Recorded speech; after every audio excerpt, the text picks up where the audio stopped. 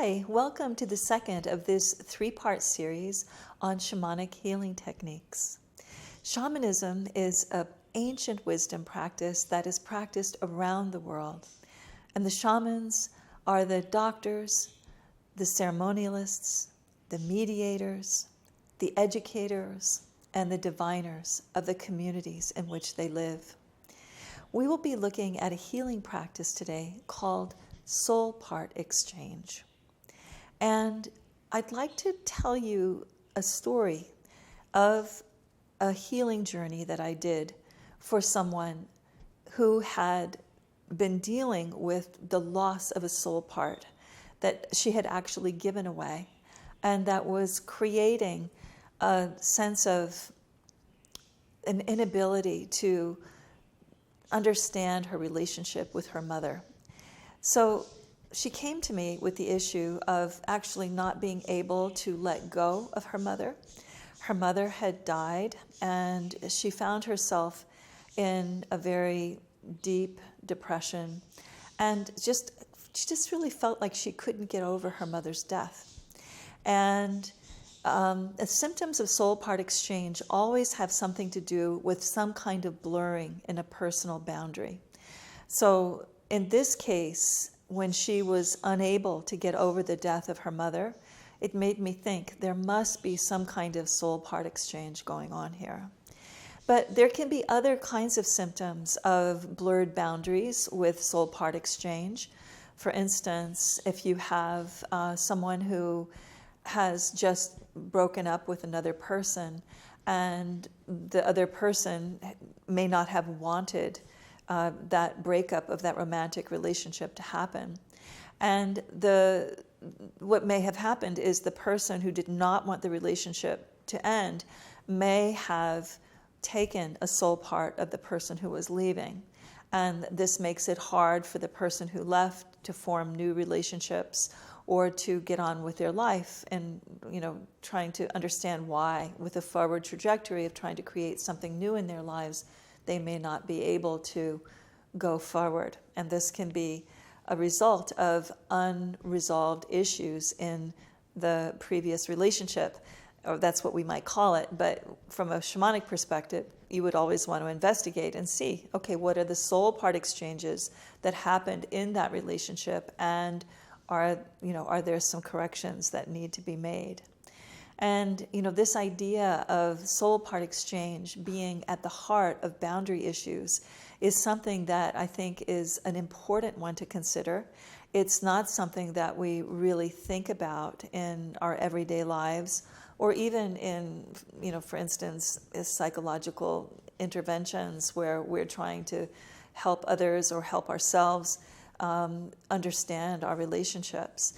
And soul part exchanges are energy exchanges. And when you're working shamanically, you're always working with energy. You're always working at the level of spirit. And any of the work that you do at the level of spirit or at the level of energy supports change and healing and progress on other levels, such as emotional levels, mental levels, and physical levels. So I'm going to return now and tell you about this healing journey that I did for this student of mine who came to me with this unresolvable grief about her mother. And I'm going to be relating this journey to you. And I want to, before I talk about the soul retrieval, or the soul part exchange, that I did for this person, I want to talk about the shamanic journey in general.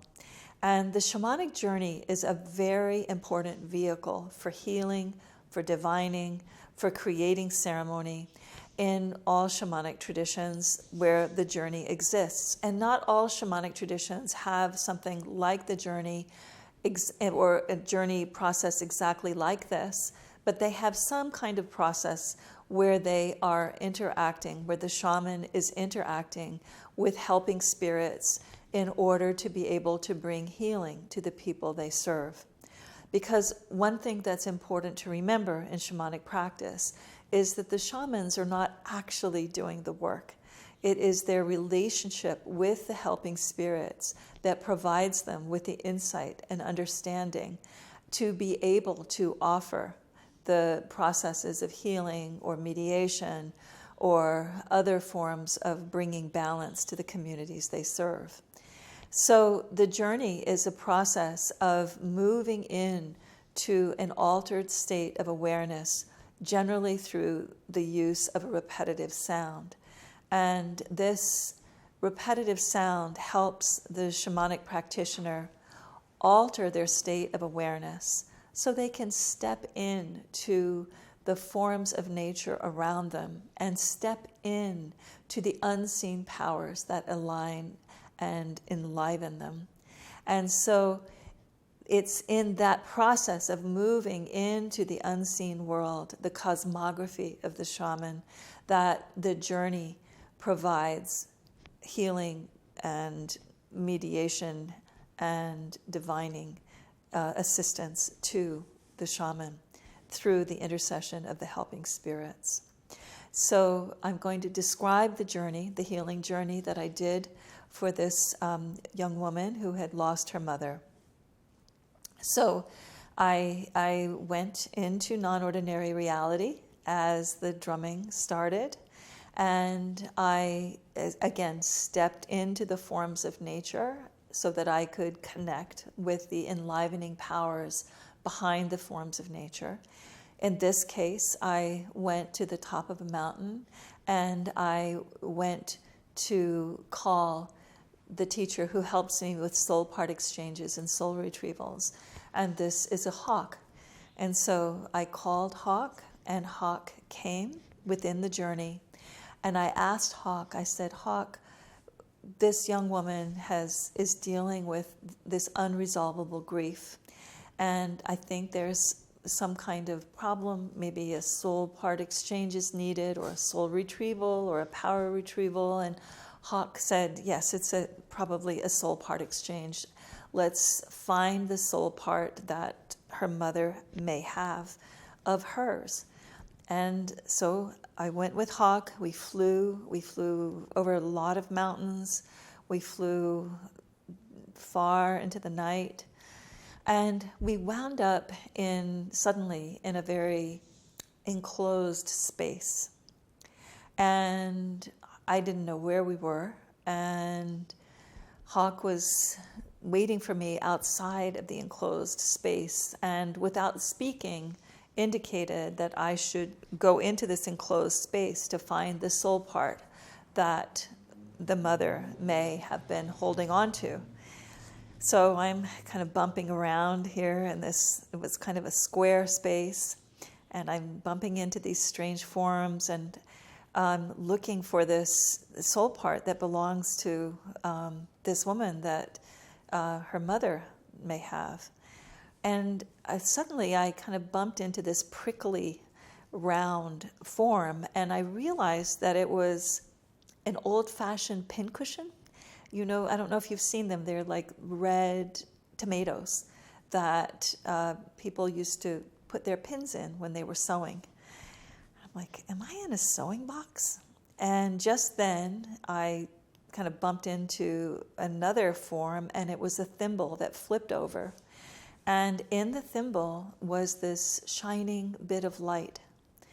And I asked Hawk, I said, Hawk, is this the soul part? And Hawk indicated yes. And so I realized that, okay, I have to bring this soul part back. And so I brought the soul part back, and I was the whole time I was thinking, are we doing a soul part exchange? Are we doing a soul retrieval? And Hawk told me to stop thinking so much and to simply bring the soul part back. So I did, and I blew the soul part into my student's energy field in the traditional way. And she immediately kind of sat up straight, and her eyes she felt very alive. And she asked me, what was that? What happened? And so I told her the journey, and her eyes got even bigger, and she said, Well, my mother was a professional seamstress. And that's interesting that that soul part was in her sewing basket, in this part of her world that remained here when she died. And I asked her, I said, how do you think that could have happened, that soul part of yours wound up in her sewing basket? And she said, I remember when I was little, I would often bring her presents, flowers. I would try to give her my toys because she was always so depressed. And I remember wishing that I could make things better for her. So it makes sense to me that I would have tried to give her my soul energy to try to help her feel better. And I guess she must have sort of stored it in her sewing box, which is the place where she kept all the things that were important to her. So I asked her to notice how her vitality changed over the following weeks and months, and her vitality did improve. She began to be able to let go of her mother a bit. And I think that probably the case was that one of the reasons she couldn't let go of her mother was because her mother was holding her life energy. And with that return with that soul part exchange, she was able to loosen her attachments to her mother. And so, I just want to offer you the thought that if you're having issues with boundaries, personal boundaries in the relationships that you have, if you feel like you have attachments to someone that you don't really understand, or if you feel like someone has attachments to you that you don't understand, think about working in this way. When we're thinking psychologically, we don't often think about energy exchanges. But of course, when you're working shamanically, you're always working on the level of spirit. You're always working on the level of energy. And so doing a soul part exchange or a soul retrieval can often help people restore their own personal boundaries in a way that is very helpful. And so this is one of the ways that you see how these ancient forms of healing can be very, very helpful in the modern setting.